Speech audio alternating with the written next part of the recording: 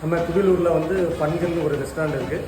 அந்த ரெஸ்டாரண்ட்டில் பார்த்தீங்கன்னா இப்போது கிரில்லு, ஆல்ஃபாமு, shawarma, biryani, rice, noodles, water juice, fresh juice எல்லாமே இருக்குது. ஆனால் நீங்கள் பார்த்தீங்கன்னா பிரியாணியில் வந்து ரொம்ப ஃபேமஸானது வந்து தவா பிரியாணி. கிரில்லில் எடுத்துக்கிட்டிங்கன்னா பெரிய பெரிய grill chicken, hot pepper grill chicken ரெண்டுமே ரொம்ப ஸ்பைஸியாகவும் இருக்கும். அதிகமாக ரெகுலராக கஸ்டமர் நம்பி வந்து வாங்கிட்டு போயிட்டே இருக்கிறாங்க.